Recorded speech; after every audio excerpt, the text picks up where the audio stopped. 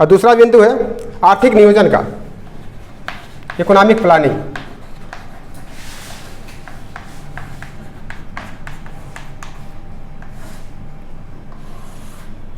आर्थिक नियोजन,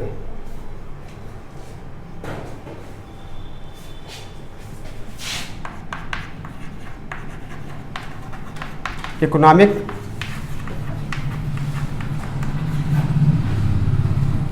प्लानिंग।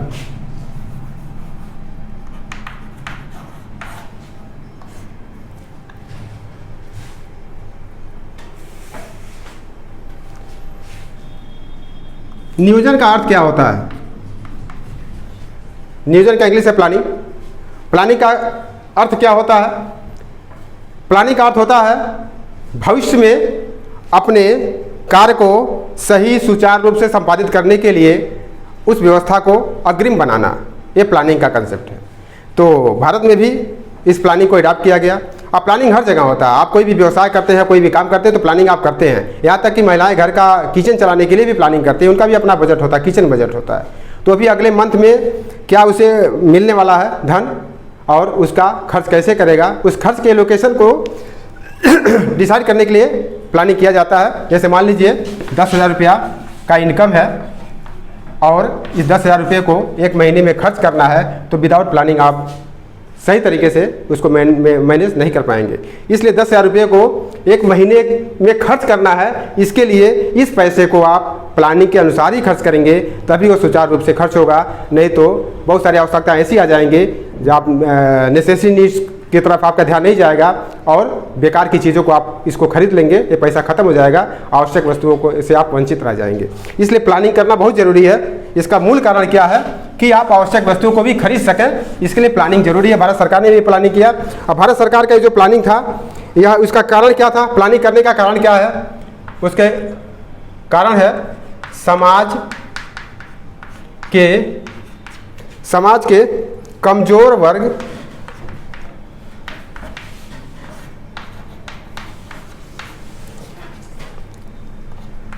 वर्गों का उत्थान।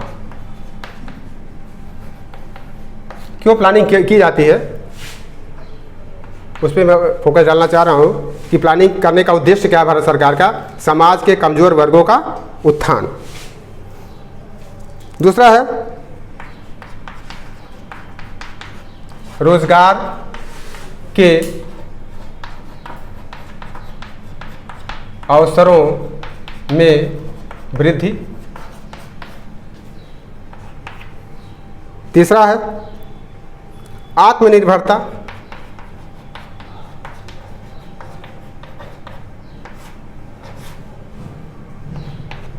चौथा है आर्थिक स्थायित्व।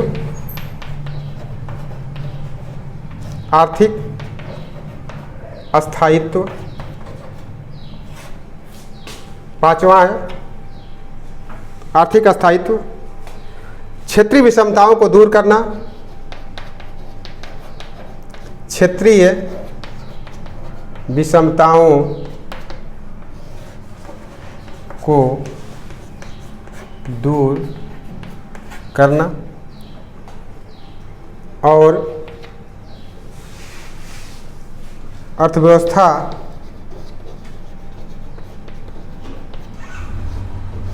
का आधुनिकीकरण।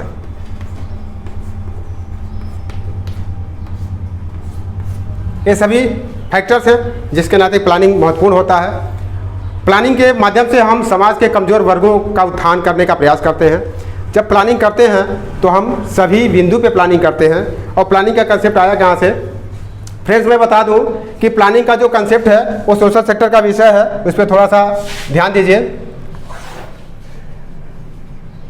प्लानिंग का जो कंसेप्ट है, इसका मूल उद्देश्य क्या है? प्लानिंग का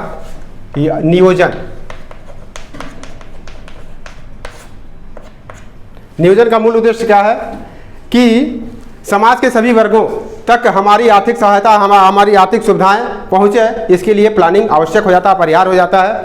और प्लानिंग कंसेप्ट का जो सिस्टम है वह मैंने बताया कि सोशल सेक्टर में ही क्रिएट होता है, सार्वजनिक क्षेत्र में ही इसका एडाप्टेशन होता है, क्योंकि प्लानिंग का संबंध सीधे सरकार से है।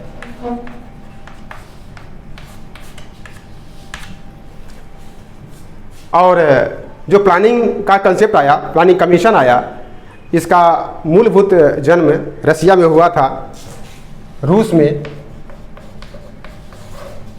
गवर्नमेंट सेक्टर का विषय है। और एक विषय आपको बता दें कि प्लानिंग वहाँ अपरिहार्य है जहाँ व्यवस्था सरकारी है। सरकारी व्यवस्था में ही प्लानिंग महत्वपूर्ण होता है, प्राइवेट व्यवस्था में प्लानिंग का बहुत विशेष रोल नहीं होता है।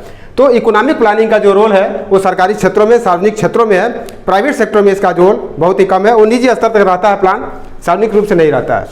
तो यह 5-6 बिंदु हैं। समाज के कमजोर वर्गों का उत्थान, रोजगार के अवसरों में वृद्धि, आत्मनिर्भरता, आर्थिक अस्थायित्व, क्षेत्रीय विषमताओं को दूर करना, अर्थव्यवस्था का आधुनिकीकरण। This is the important topics of the economic planning.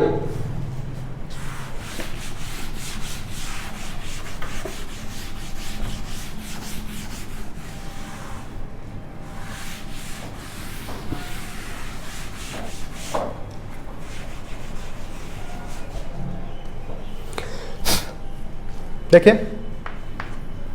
Bharat में इंपॉर्टेंट पॉइंट्स एग्जामिनेशन के दृष्टिकोण से, भारत में नियोजन की आवश्यकता,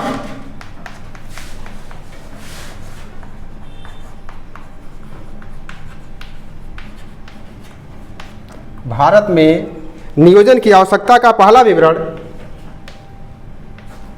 आवश्यकता का पहला विवरण, भारत में नियोजन की आवश्यकता का पहला विवरण 1934 में प्रकाशित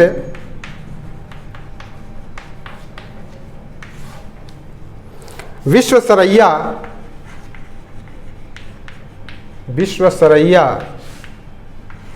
की पुस्तक, विश्वसरैया की पुस्तक planned economy for India, planned economy for India,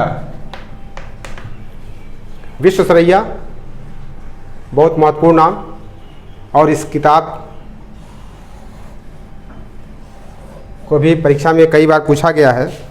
इसका हिंदी होता है भारत के लिए अर्थव्यवस्था, plan economy for India, Bharat के लिए अर्थव्यवस्था, plan economy for India, Bharat के लिए अर्थव्यवस्था में मिलता है।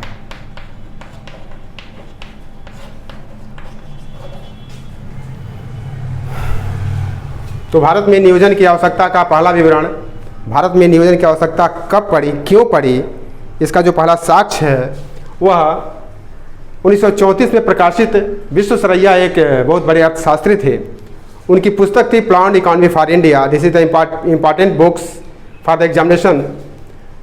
उसका हिंदी है भारत के लिए अर्थव्यवस्था में मिलता है। इस बुक में उन्होंने, विश्वसरैया साहब ने बताया कि भारत में नियोजन की आवश्यकता क्यों है। तो पहला इंपॉर्टेंट टॉपिक्स था ये। आगे देखिए दूसरा बिंदु,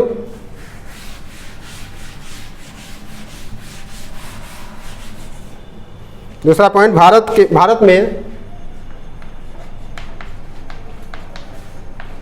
भारत में नियोजन की आवश्यकताओं पर विचार करने का, नियोजन की आवश्यकताओं पर विचार करने का, भारत में नियोजन की आवश्यकताओं पर विचार करने के लिए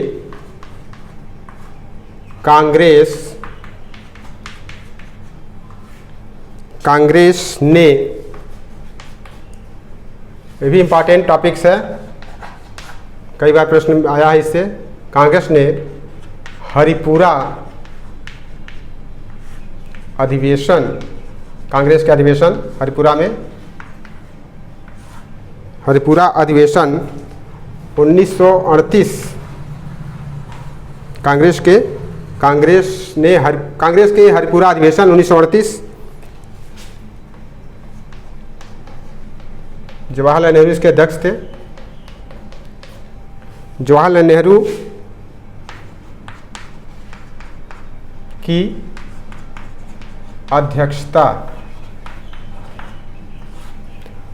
की अध्यक्षता में राष्ट्रीय नियोजन समिति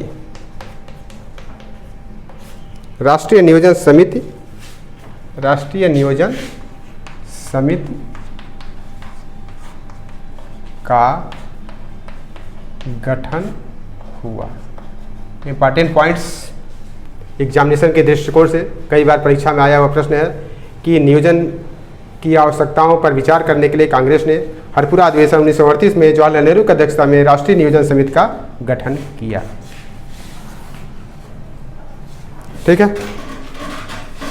तीसरा पॉइंट्स फ्रेंड्स है, बहुत ही महत्वपूर्ण पॉइंट्स है, इसको आप ध्यान से देख लीजिए, परीक्षा में कई बार पूछा गया है। तीसरा महत्वपूर्ण पॉइंट है बॉम्बे प्लान। बॉम्बे योजना।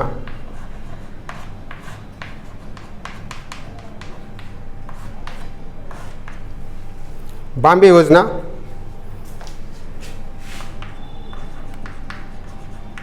बॉम्बे के 8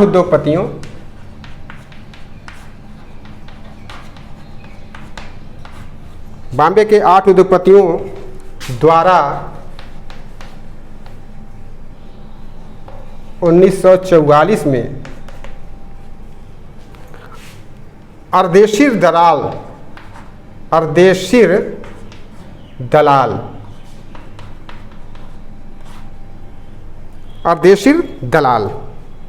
की अध्यक्षता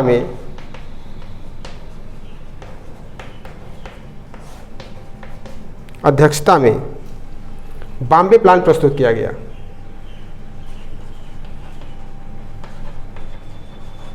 बॉम्बे प्लान प्रस्तुत किया गया। महत्वपूर्ण पॉइंट्स है।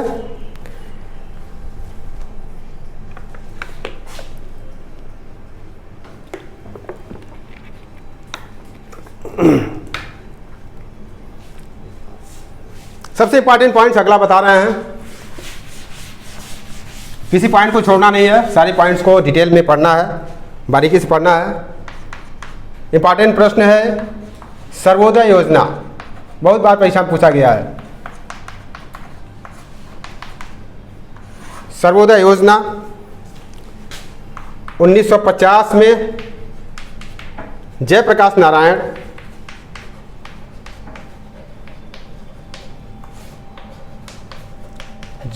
नारायण ने यह योजना प्रस्तुत की। वेरी वेरी इंपॉर्टेंट टॉपिक्स, परीक्षा के दृष्टिकोण से बहुत ही महत्वपूर्ण बिंदु है। जानकारी आपको अच्छी लगती हो, वीडियो पसंद आता हो तो आप please like, subscribe and share जरूर करिएगा। ठीक है। सर्वोदय योजना सबसे इंपॉर्टेंट, बॉम्बे प्लान इंपॉर्टेंट, ये सारे टॉपिक्स परीक्षा के दृष्टिकोण से बेहद महत्वपूर्ण है। अब आते हैं हम योजना आयोग पे। प्लानिंग कमीशन, योजना आयोग,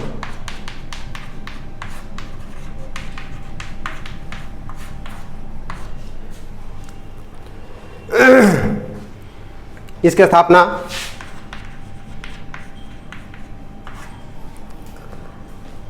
15 मार्च 1950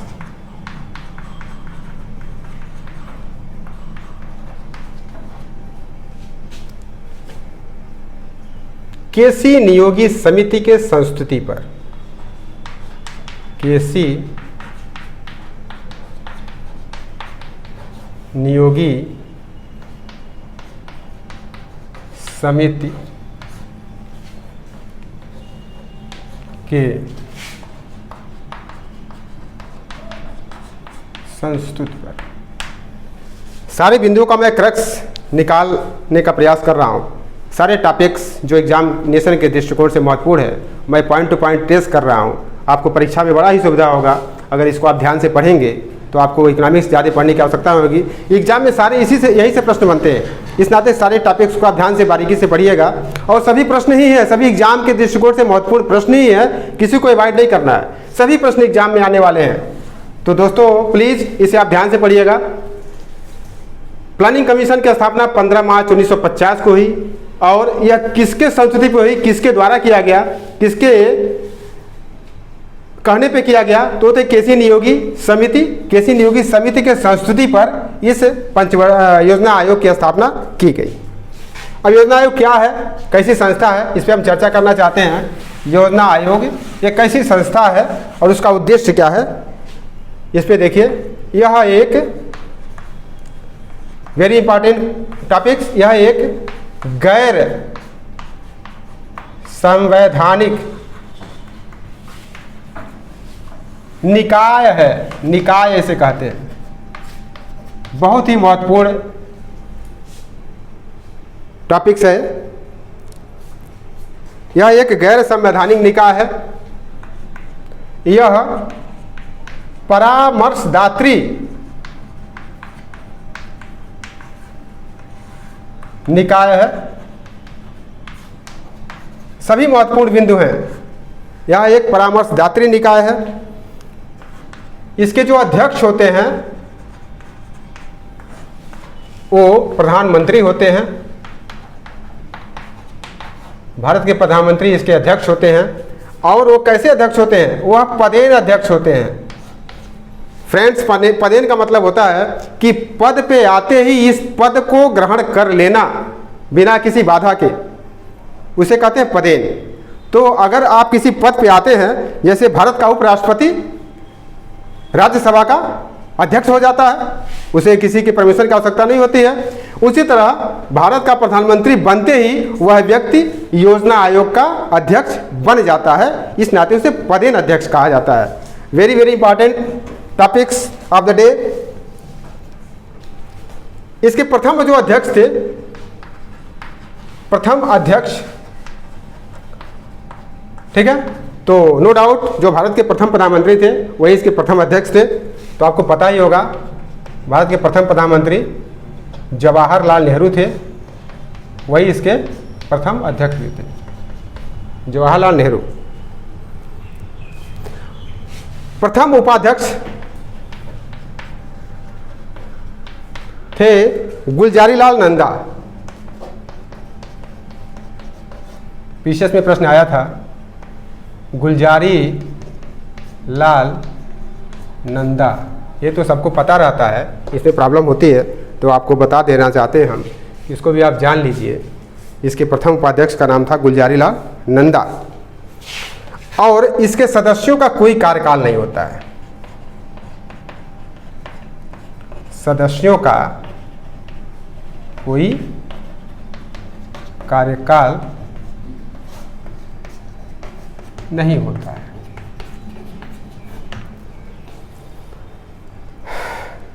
तो ये योजना आयोग के बारे में कुछ महत्वपूर्ण टॉपिक्स थे, बिंदु थे, जिससे प्रश्न आते हैं एग्जामिनेशन में, जिसको आप ध्यान से देख लीजिएगा। सभी बिंदु महत्वपूर्ण है, सभी पॉइंट्स को आप ध्यान से पढ़िएगा। आगे कुछ एक दो पॉइंट्स और महत्वपूर्ण है, जैसे योजना आयोग के संबंध में इसका कार्य क्या है योजना आयोग का। तो कार्य में आप लिखेंगे योजना आयोग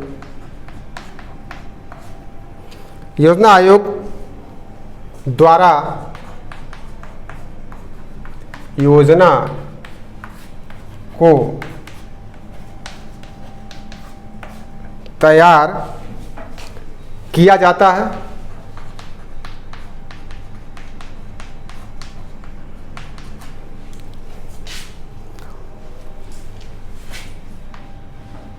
परंतु इसे अंतिम रूप परंतु इसे अंतिम रूप राष्ट्रीय विकास परिषद द्वारा दिया जाता है। ये महत्वपूर्ण है, परंतु इसे अंतिम रूप राष्ट्रीय विकास परिषद, इसके स्थापना 1952 में की गई थी, द्वारा दिया जाता है। ठीक है, तो राष्ट्रीय विकास परिषद को भी थोड़ा इसमें भी हम प्रकाश डालना चाह रहे हैं कि राष्ट्रीय विकास परिषद क्या होता है। तो राष्ट्रीय विकास परिषद का गठन राष्ट्रीय विकास परिषद का गठन राष्ट्रीय विकास परिषद का गठन 6 अगस्त 1952 को की गई थी। फ्रेंड्स, राष्ट्रीय विकास परिषद भी एक गैर संवैधानिक संस्था है, जैसे योजना आयोग एक गैर संवैधानिक संस्था है, उसी तरह राष्ट्रीय विकास परिषद भी है गैर संवैधानिक संस्था है। गैर संवैधानिक का मतलब क्या होता है? संविधान के आर्टिकल्स में इसका उल्लेख नहीं है। गैर संवैधानिक संस्था है।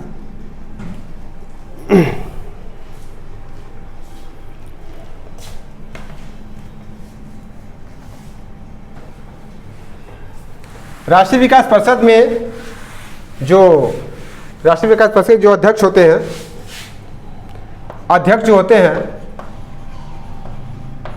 वह प्रधानमंत्री ही होते हैं। ध्यान रखिएगा इसे।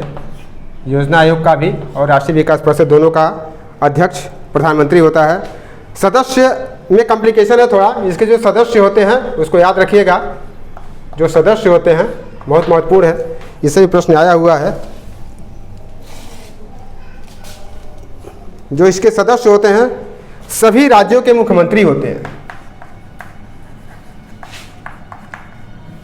प्रश्न आया था इससे पीसीएस में, सभी राज्यों के मुख्यमंत्री होते हैं इसके सदस्य। दूसरा इसमें कंडीशन है, संघ राज्यों के प्रशासक, जहाँ मुख्यमंत्री नहीं है, जो केंद्र शासित प्रदेश है, वहाँ के प्रशासक, संघ राज्यों के प्रशासक भी इसके सदस्य होते हैं।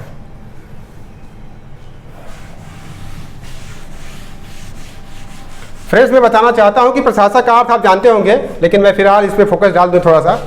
जैसे देश है, राज्य है, तो देश में संवैधानिक संस्थाओं, संवैधानिक गतिविधियों की जानकारी रखना, उसका सर्वेक्षण करना, उस पर निगरानी रखने का कार्य किसे है?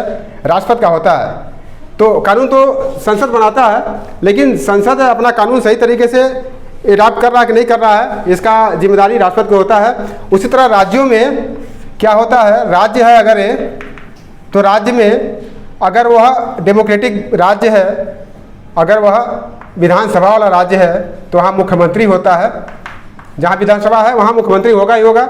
लेकिन जहाँ विधानसभा नहीं है, विधानसभा जहाँ पे नहीं है, ठीक है, ऐसे भी राज्य हैं जहाँ विधानसभा नहीं है। जैसे बहुत सारे केंद्र शासित प्रदेश जहाँ विधानसभा नहीं है। तो केंद्र शासित प्रदेशों को मैं बताना चाहता हूँ, केंद्र शासित प्रदेश दो तरह के हैं। कुछ केंद्र शासित प्रदेश ऐसे हैं जहाँ पे विधानसभा है। तो विधानसभा है, इसका मतलब क्या है? विधानसभा है, इसमें दो ही राज्य हैं। पहला राज्य है दिल्ली है और दूसरा राज्य है पुडुचेरी। ये दो राज्य ऐसे हैं जहाँ पे विधानसभा है। तो विधानसभा है तो यहाँ मुख्यमंत्री होंगे, तो ये भी इसके सदस्य होंगे। सभी राज्यों के मुख्यमंत्री तो होंगे ही। संघ राज्यों के प्रशासक, तो संघ राज्यों में दो राज्य ऐसे हैं, दिल्ली और पुडुचेरी, जहाँ के मुख्यमंत्री इसके प्रशासक होते हैं, मुख्यमंत्री इसके सदस्य होते हैं। और ऐसे राज्य जहाँ पे विधानसभा नहीं है, तो वहाँ पे दो क्राइटेरिया है। एक तो वहाँ पे उप मुख्यमंत्री का कंसेप्ट है, उप मुख्यमंत्री, ठीक है, सॉरी उपराज्यपाल। उपराज्यपाल जैसे दिल्ली है, दिल्ली में क्या होना है? दिल्ली में उपराज्यपाल होते हैं, ठीक है, दिल्ली में उपराज्यपाल है। अन्य जो राज्य हैं वहाँ पे उपराज्यपाल नहीं है, तो वहाँ पे प्रशासक होता है। तो तीन तरह के पद हैं इसमें। तीनों पद कौन कौन से हैं? राज्यपाल, कन्फ्यूजन हो जाता है बच्चों को, राज्यपाल, उपराज्यपाल और तीसरा प्रशासक। तीनों समान पद हैं, इसमें आप कंफ्यूज मत होइएगा, ठीक है। राज्यपाल कहाँ है? जहाँ विधानसभा है। उपराज्यपाल कहाँ है? जहाँ केंद्र शासित प्रदेश है, विधानसभा है। और प्रशासक कहाँ है? जो केंद्र शासित प्रदेश है और जहाँ विधानसभा नहीं है। क्लियर? तो ये सारी चीज़ें हैं। इस सभी टॉपिक को आप ध्यान से देखिएगा, ध्यान से पढ़िएगा, ठीक है। इसका उद्देश्य क्या है? राष्ट्रीय विकास परिषद का उद्देश्य क्या है? राष्ट्रीय विकास परिषद का उद्देश्य है नियोजन के लिए, नियोजन मतलब प्लानिंग, नियोजन के लिए, प्लानिंग करने के लिए योजना आयोग, योजना आयोग, नियोजन के लिए योजना आयोग एवं राज्यों के बीच संबंध स्थापित करना। वेरी महत्वपूर्ण वर्क है इसका, संबंध स्थापित। मित्रों बहुत ही महत्वपूर्ण इसका कार्य है राष्ट्रीय विकास परिषद का, कि जो प्लानिंग होता है उसके जो प्रारूप तैयार करती है योजना आयोग, उसके बीच और राज्यों के बीच एक कम्युनिकेशन बनाना, उनके बीच एक सामंजस्य स्थापित करना। चूँकि भारत की जो राज्य व्यवस्था है, राजनीतिक तंत्र है, वो बहुत ही कॉम्प्लिकेटेड है। यहाँ पे केंद्र है, राज्य है, वहाँ पे केंद्र का अलग चुनाव, राज्य का अलग चुनाव, तो राज्य में विपरीत सरकार, केंद्र में विपरीत सरकार। तो उसमें योजना आयोग ने तो अपना काम कर दिया, लेकिन बहुत सारे कंट्रोवर्सी इसमें हो जाती है कि केंद्र और राज्यों के बीच टकराव की स्थिति बन जाती है। क्योंकि केंद्र में अलग पार्टी के देश के प्रधानमंत्री, राज्यों में अलग पार्टी के राज्य के मुख्यमंत्री, टकराव होती है। उस टकराव के बीच सामंजस्य स्थापित करने का काम राष्ट्रीय विकास परिषद करता है। चूँकि योजना आयोग केंद्रीय संस्था है, वो पूरे देश के लिए बजट बनाती है। अगर किसी राज्य को लगता है कि हमारे साथ अत्याचार किया गया, हमारे साथ अन्याय किया गया है, तो उस विवाद का निपटारा राष्ट्रीय विकास परिषद को करना होता है। राष्ट्रीय विकास परिषद राज्य और केंद्र के बीच एक सामंजस्य स्थापित करने का प्रयास करता है। बहुत इंपॉर्टेंट कंसेप्ट है। आगे देखिए,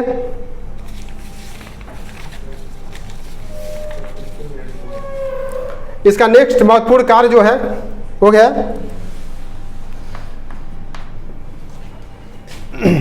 इसका कार्य योजना आयोग, योजना आयोग द्वारा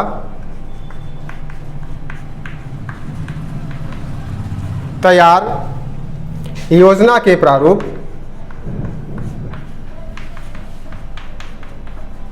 योजना के प्रारूप को अंतिम रूप देना एवं समय समय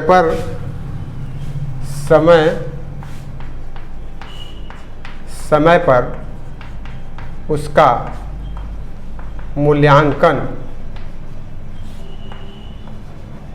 करना। बहुत महत्वपूर्ण कार्य है फ्रेंड्स। ये तो हो गया प्लानिंग कमीशन, योजना आयोग और राष्ट्रीय विकास परिषद। राष्ट्रीय विकास परिषद ये दोनों चीज़ें हो गई।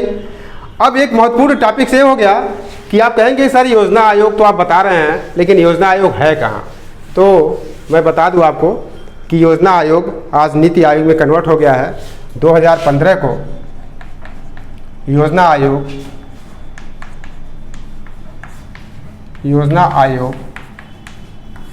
का कन्वर्जन नीति आयोग में हो गया।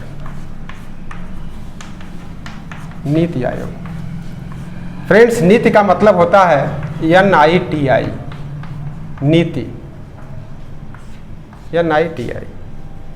तो N से होता है नेशनल, I से होता है इंस्टीट्यूशन, T से होता है ट्रांसफार्मिंग, I से होता है इंडिया। ये नीति का फुल फॉर्म है। अब देखिए नीति एक हिंदी वर्ड्स है नीति। अब इसके अल्फ़ाबेट को लेकर के बड़े बारीक तरीके से नीति बनाया गया है और वो नीति जो है वह इंग्लिश का वर्ड्स है। तो इस वर्ड्स को मिला करके योजना आयोग का नीति आयोग बना है। इसका हिंदी होता है राष्ट्रीय भारत परिवर्तन संस्थान। नीति का मतलब होता है राष्ट्रीय, इधर लिख दें, राष्ट्रीय भारत परिवर्तन संस्थान। तो योजना आयोग आज नीति आयोग में कन्वर्ट हो गया है और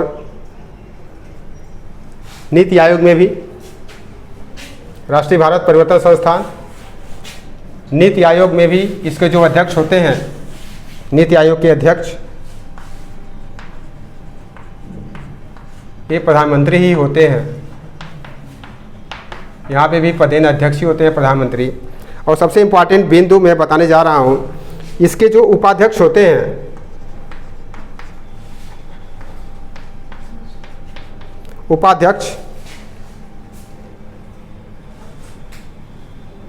एक उपाध्यक्ष होते हैं, इसे लिखिए, मिटा दीजिए इसे। एक उपाध्यक्ष, ठीक है। पूर्णकालिक सदस्य,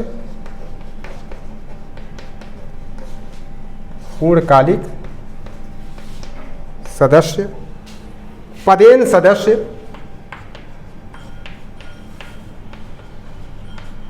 पदेन सदस्य, विशेष आमंत्रित सदस्य, विशेष आमंत्रित सदस्य, विशेष आमंत्रित सदस्य के अलावा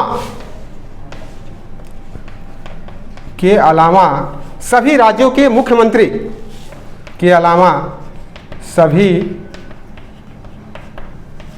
राज्यों के मुख्यमंत्री, सभी राज्यों के मुख्यमंत्री, और जहां विधानसभा नहीं है मुख्यमंत्री, क्वेश्चन में लीजिए, जहां विधानसभा नहीं है,